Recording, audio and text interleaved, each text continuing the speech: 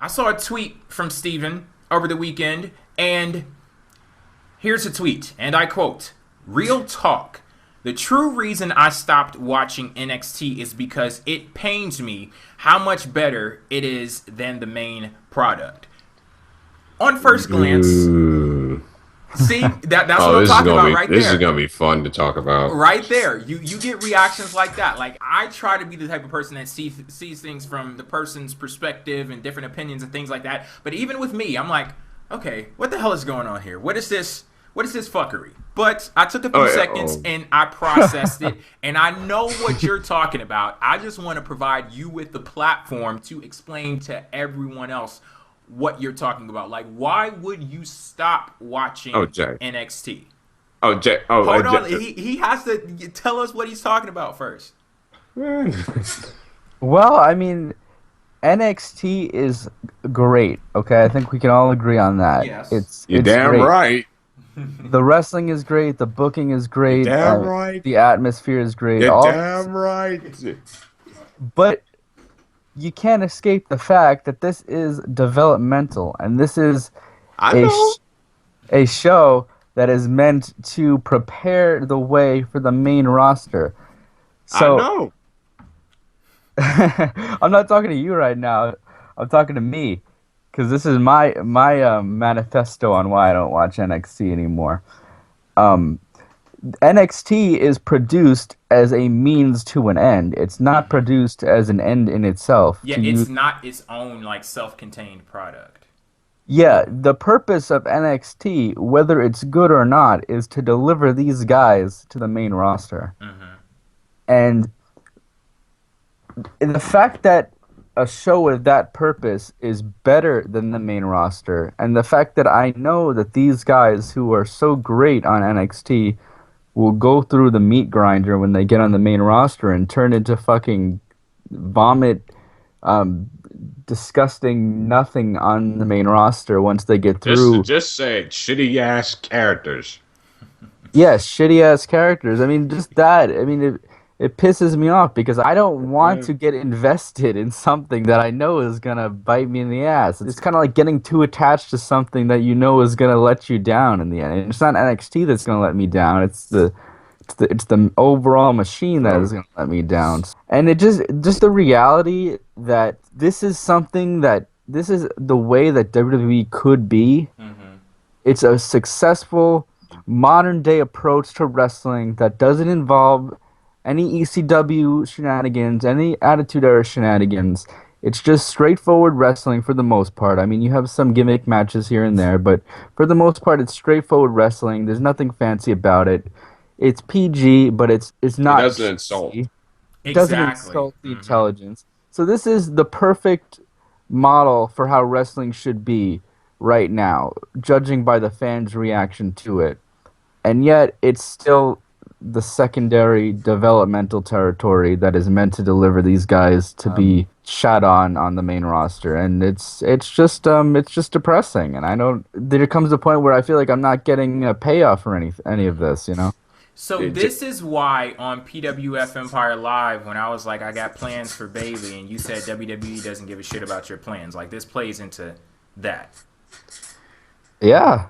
Because I'm the type of person, I watch NXT and I develop feelings, I develop emotions connected to these characters, and I look and it's this weird process. It should not be a weird process, and that's basically what Steven is saying right now. And on surface, you may be just like Cass, you may be just like I was initially, like, what the hell is this guy talking about? But you know that there is a certain sense of nervousness that comes into play anytime one of your favorite wrestlers from NXT makes the jump to the main roster.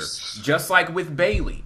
I see her in NXT and see what she's capable of, and I go through this process on my mind. If you take the road that Bayley traveled in NXT, if you take Bayley's journey and put it on a bigger stage, the sky is the fucking limit for her. And so that you know what plans I was talking about on PWF Empire Live, I was having a conversation with one of our viewers, Hoodies, on Twitter, and I was like, I got big plans for Bayley. She could be a transformational figure. And he's talking about, he said something like, okay, so you're thinking Lita, Trish, China, Bayley? And I said, no, I'm thinking John Cena, Daniel Bryan, Bayley. Because if you look at Bayley and what she's capable of, the potential that she has, the sky is the fucking limit. WWE has never had a woman like her in their company in any way, shape, or form. So you think, based off of that, you take who Bayley is, put her on a bigger stage, of course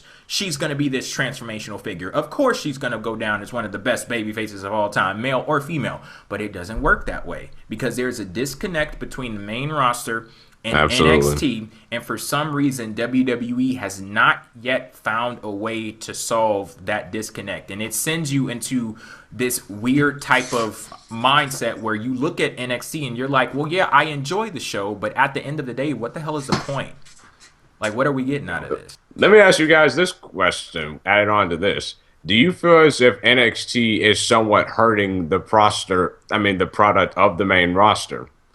And what I mean by that, because this is what I mean by it. It's like the only way to keep NXT going the way it is right now is a hot product. You look at guys like Bobby Roode, Austin Aries, Nakamura, Samoa Joe, the people who are already ready. You have to keep them down there because if you take them away from that product, then NXT has nothing but green people. And honestly, I think they might have shot themselves in the foot at one point because before NXT got to such a hot product, they were relying on Enzo, Big Cass, Finn Balor, Adrian Neville, Corey Graves. Like when I was watching back in the old days, the Vixen days of NXT, as I like to call them, they relied on heavily on them so much that when it got such a big product, you had to keep them down there for so long just to keep it going. And then you had to realize, well, in order to keep this NXT brand going, that we need to keep on putting out this great entertainment, this great product, but we need to keep the people that help make this thing the way it is down here. And honestly, if you think about it, can you imagine Nakamura, Bobby Roode, Austin Aries, Samoa Joe, where they could be on the main roster right now? That could greatly help the SmackDown and the Raw roster, and at least in my opinion. Yeah, I totally understand what you're saying because when you look at a person like Nakamura or Samoa Joe, you have to ask the question, why the hell are they still in NXT? Why are they not on the main roster right now? But when you start to the conversation that it's hurting the main roster, I don't know, because you could never say that they'll be treated a certain way on the main roster, that their talents will be fully realized. And that goes back to that whole disconnect. Like, you get used to people being handled a certain way down in NXT, and then when they move up to the main roster, it's a completely different monster from so many different aspects. You have so much more time to work with on the main roster. There's not like the storytelling is not put at number one. It's more about filling slots and what goes in this segment here, what goes in that segment there. Shit, we got to get these guys on TV this week. It doesn't matter if it plays into the story or it makes it better. We just got to get some face time here. Just look at what they did with Finn Balor and the Demon. They completely fucked that up. And it didn't even take them long to mess it up. A good 4 weeks. Didn't even take them long. And yeah, so it's so uncomfortable to where you look at NXT for the purpose that it is supposed to serve, and you're like, it's not really serving that purpose. But damn, it's a good product. I resent the fact that NXT is so good. I should not have to watch or want to watch the developmental show. It should be a type of thing where it's a novelty to watch. Yeah, maybe I'll check out the guys down there. But it should not be better than the main product. I am a big proponent of whatever is the best thing should be the main thing, you know? It's a running theme in the WWE where all their best things are not on the main show. I mean, they have these interviews backstage or on the YouTube show. They have the fucking NXT. It's the developmental show. I mean, this is just backwards, and it frustrates me because, like, they have all the pieces to make a great show. They're just not putting them where they should be, and they just prioritize all wrong. in my opinion, right when NXT started getting hot, they should have said, okay, this is a failure. Triple H is now running SmackDown. Do it exactly like NXT, and someone else can run NXT because the NXT is not supposed to be overtaking the main show. Make this the main show, and then from there, I'm sure SmackDown would do better. And then you say, okay, here's Triple H, give him Raw. I mean, promote it to the top because the best thing should be the main thing. I don't want the developmental territory to be this good. There's no reason why it should be. I got a question for you. Do you think that the model that's employed down in NXT would work on like the national and international scale that is the main roster of WWE? Well, we talked about this before, and my opinion was yes, and it's still yes. I mean, there is something about NXT that the small arena is certainly a unique thing that it has, but it's not the only thing. I mean, they do just fine in big arenas, so that's not doing anything to take it away. I think the biggest thing about NXT is just the atmosphere, and like I said, a lot of that is created by the small crowd, but that's only one component. A lot of it is the color scheme, the announcers, the difference, commentators, the aesthetics of it, and just the way it's booked. I mean, you can take all of those elements and adapt them to the main screen, and I'm sure it would work just fine. I don't see any reason why it wouldn't. And I think maybe their philosophy is that, oh yeah, NXT is just it's an animal on its own. It's like a glorified indie show, and that's why it's so small. Mm-hmm. But I really think that it's if it's the best show, you can always adapt it. I don't believe this thing that something can only be good on a small level. That seems ridiculous to me. I mean, well, let me counter that real quick because here's the thing. NXT people is pretty much ROH if ROH had WWE's money. and let me just go ahead and say this: when it comes to NXT, I really don't think that could probably work. Much like what you were asking, because it's like they're geared towards a more hardcore wrestling audience. And it goes back to what I said about the casuals. I mean, seriously, how many people in the world of wrestling today, and I'm talking about the casuals, including the casuals too, but watch that and say, "Oh wow, that was the best match I ever seen." When they're pretty much just watching for the story and the characters themselves. To me, it all goes back on how the audience to where they watch NXT. The story and the characters are better in NXT. Yeah, that's my thing. Because if you look at the story that was told with Bayley and Sasha Banks, that's one of the best wrestling stories that I've ever seen. And NXT does their things differently than WWE does on the main roster. But I'm wondering, like, if someone was given the opportunity to watch characters like Bayley and Sasha Banks evolve down in NXT, would that then make them care more about the wrestling? And I think it would.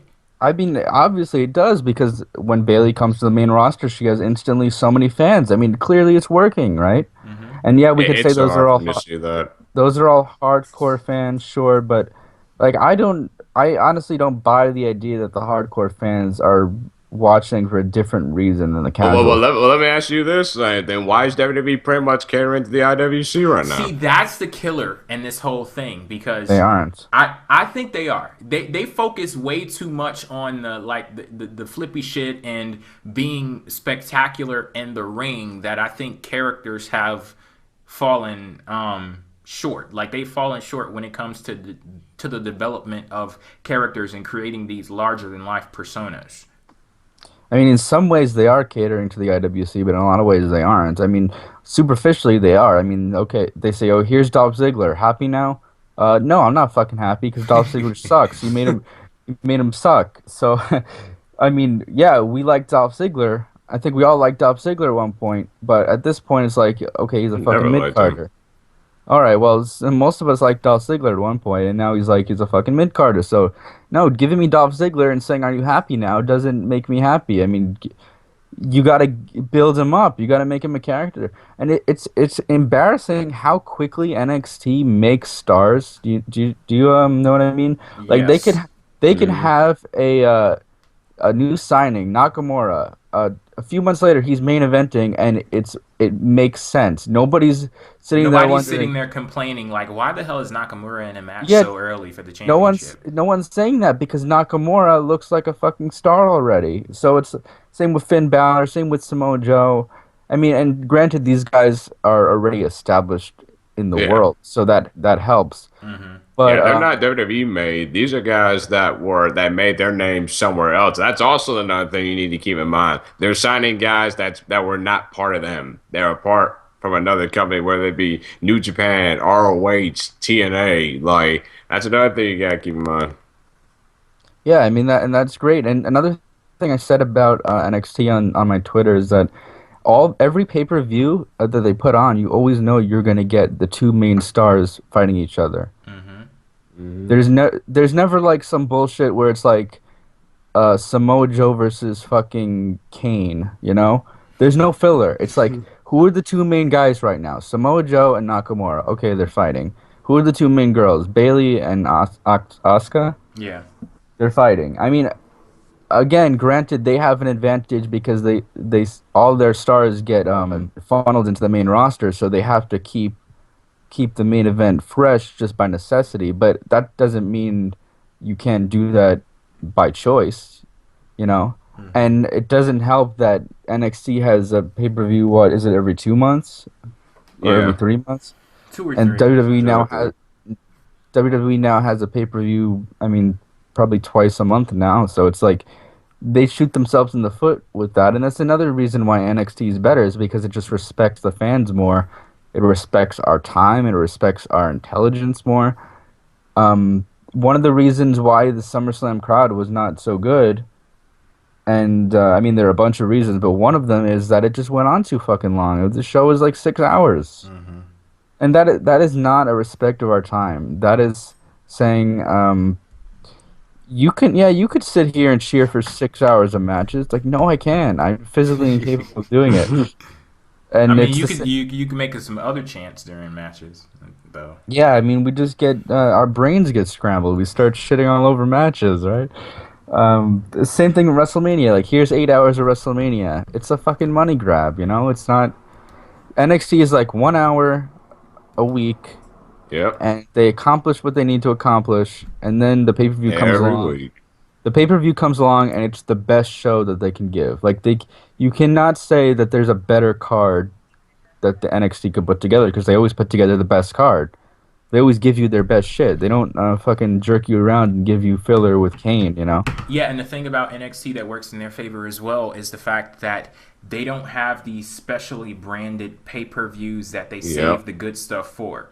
It's, every time you go into a show that you're getting the best of what's available at that moment. So it's not, and that plays into what you were talking about, Steven, with you're getting the best people in the division going up against each other. So it's not like, oh, we got to save this match for the big show, and we can give them whatever here. It's just that the natural progression of the storylines, whatever is going on at that time, that's what you get at the show, and somehow, some way, it works. And they're doing a phenomenal job at it. But at the very same time, we also have to acknowledge the fact that, and this doesn't do anything for you, Steven, because you're like, it shouldn't be this way at all. But for a person like me, for a person like Cash, who really enjoy NXT and the product that they provide, we also do have to acknowledge the fact that WWE existing makes NXT as great as it is. Because NXT doesn't have to worry about making money. NXT doesn't have to worry about